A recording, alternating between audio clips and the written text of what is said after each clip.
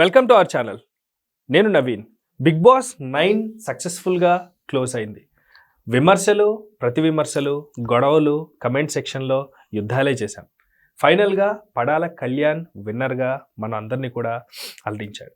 కానీ ఇప్పుడు జరుగుతున్న ప్రధానమైనటువంటి అంశం చూస్తే ఆయన కెరీర్కి సంబంధించి చాలా క్వశ్చన్స్ బయటకు వస్తున్నాయి.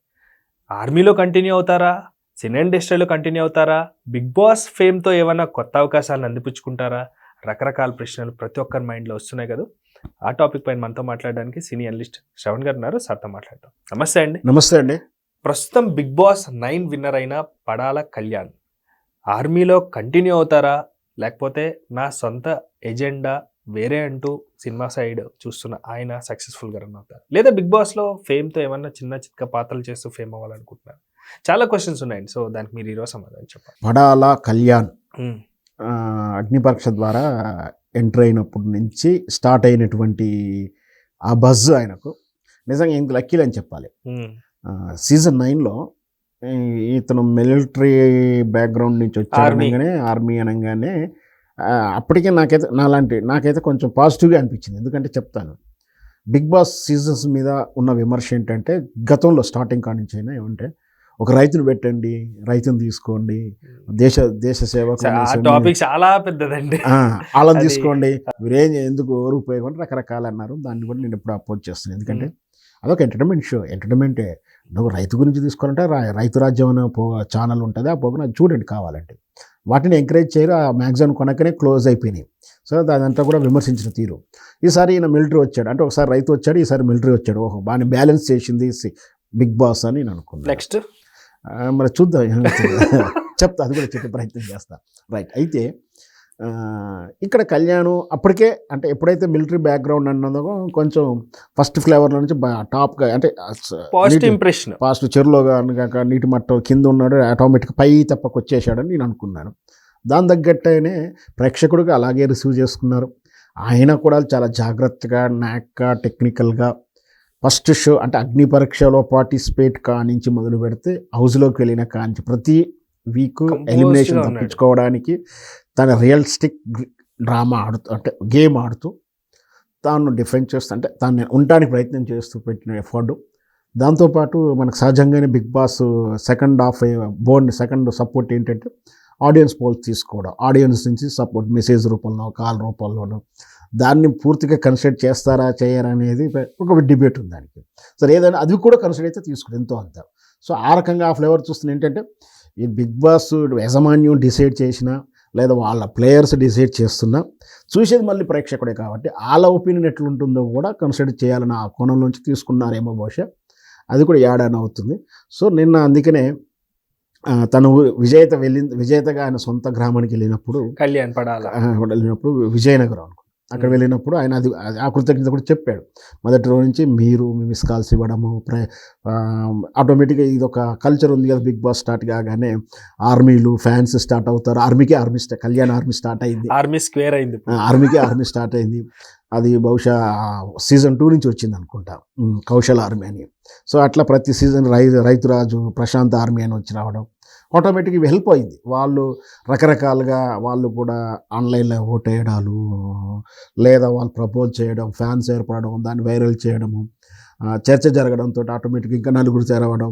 సో ఆటోమేటిక్గా గేమ్ అంతా కూడా ఎవరి పేరు ఎక్కువ క్రష్ అవుతుందో, ఎలా అవుతుందో అటువైపు వెళ్తుంటారు జనరల్గా.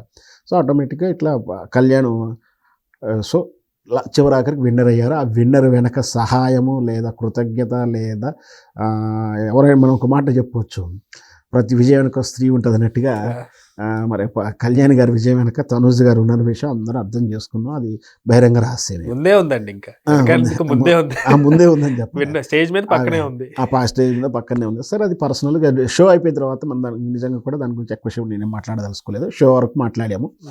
సరే, అది అయిపోయింది. ఎందుకంటే వాళ్ళ పర్సనల్ లైఫ్కి వచ్చేసారు. పర్సనల్ లైఫ్కి వచ్చినప్పుడు మనం ఇంకా కంపారిటివ్ వాళ్ళుగా అంటే బాగుంటుంది. గేమ్ వరకు సపోర్ట్ చేసాము, వాళ్ళు నిజంగా అక్కడ జరిగినంత వరకు చేసాము. ఇక నుంచి కూడా దాని గురించి సెకండ్ ప్రయారిటీ ఇద్దాము. ఇక పోతే జనరల్గా బిగ్ బాస్లోకి వెళ్ళాలి ఎవరే ఎందుకు అనుకుంటారు? డబ్బుల కోసం అనుకుందాం. చాలామంది అంటే ఎకనామికల్గా స్టాండర్డ్గా ఉన్న వాళ్ళు కూడా ఉన్నారు, డబ్బుల కోసం ఆడేటోళ్ళు కూడా ఉన్నారు. పేరు, ప్రఖ్యాతులు, సెలబ్రిటీ హోదా, ఆ స్టాండర్డం కోసం పరితపిస్తుంది. ఫ్యాక్టరీ అండి, సామాన్యుడి నుంచి సెలబ్రిటీకి ఫ్యాక్టరీ అది. అదొక ఫ్యాక్టరీ. ఒక కామన్ మ్యాన్ కానీ ఒక యావరేజ్ ఉన్న వాళ్ళకి వస్తే అదొకటి. ప్లస్ ఆ 1 year మాత్రం వాళ్ళొక బ్రాండ్ అంబాసిడర్గా మారుతారు. అంటే యాడ్స్ విషయంలో చూసుకున్నా, షోకు చూసుకున్నా, గేమ్ షోలకు చూసుకున్నా, దాంతోపాటు సినిమా అవకాశం కూడా పెరిగే అవకాశం కూడా ఉంటుంది. ప్లస్ అంతకుముందు వాళ్ళైతే టీవీ ఆర్టిస్టులు ఆల్రెడీ ఆర్టిస్టులుగా వచ్చిన వాళ్ళు ఉన్నారు.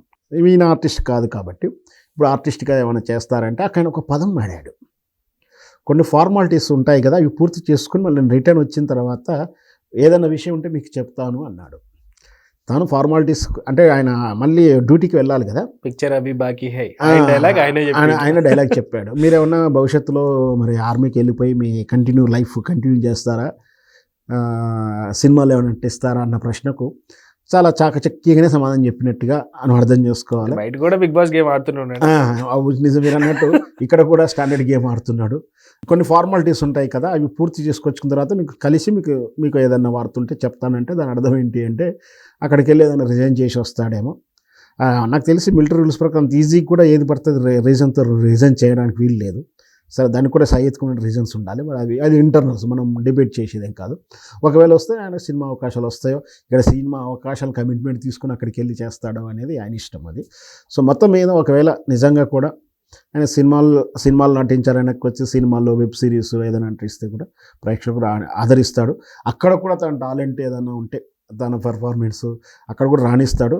దానికి కూడా ఫిదా అయితే ఆ షో కానీ ఆ సినిమా కానీ సక్సెస్ అవుతుందని మనం భావించవచ్చు. కానీ ఇప్పుడు కళ్యాణ్ ఆర్మీకి ప్రేక్షకుల కన్నా కూడా నేను రక్షకులనే అంటాను. మీరేమంటారు?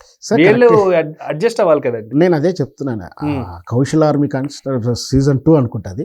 అక్కడి నుంచి స్టార్ట్ అయింది ఈ ట్రెండ్ అనేది. ఒక మాస్గా అంటే అభిమానించే వాళ్ళు పార్టిసిపెంట్ 21 మంది ఉంటే 21 మందిలో కనీసం 15 మందికి వర్గాలుగా ఒక మూకగా ఒక సమూహంగా తయారై సపోర్ట్ చేయడం, దానికి బహిరంగంగా సోషల్ మీడియాలో పేజీలు క్రియేట్ చేసి వాళ్ళ పేరు మీద ఫ్యాన్స్ అనో ఆర్మీ అనో ఓట్ ఫర్ అనో వేసి ఇట్లా చేస్తూ నిజంగా కూడా బాగా ఎఫర్ట్ పెడుతున్నా చెప్పాలి. ఎందుకంటే అది ఈజీ ఏం కాదు. ఒక వ్యక్తిని ప్రేమించడం, ఇష్టపడడం, వాళ్ళ కోసం పేజీలకు మెయింటైన్ చేయడం, అందరు మొబిలైజ్ చేయడం, వాళ్ళ తగ్గట్టు వార్తలు కానీ విషయాలు కానీ పోస్టులు చేయడం, డిబేట్ చేయడం, మంచి చేయడం. అండ్ ఒకవేళ వాళ్ళు అభిమానించిన ఈ పార్టిసిపెంట్ ఎవరన్నా ఏదన్నా అంటే వాళ్ళని ట్రోల్ చేయడం, మళ్ళీ ఆయనకు అడ్డం, మా ఆర్మీకి అడ్డం వస్తావా, మా ఫేవరెట్ పార్టిసిపెంట్కి అడ్డం వస్తావా అని చెప్పి వాళ్ళని ట్రోల్ చేయడం, బూతులు తిట్టడం, ఇదంతా కూడా చేస్తారు. కాపాడుకుంటూ వస్తారు. కాపాడుకుంటే కాదు, బాహుబలిలో ఆ రమ్యకృష్ణ గారు అయితే తాను ఆ పాపని రక్షిస్తూ తాను ఏ విధంగా ఒడ్డు చేరాలో అట్లా వాళ్ళ భుజాలకు ఎత్తుకొని వాళ్ళ ఆర్మీగా కష్టపడుతూ ఆయన భుజాలను ఎత్తుకొని ఆయన గెలిపిస్తున్నారని చెప్పొచ్చు. Thank you sir, thank you so much అండి.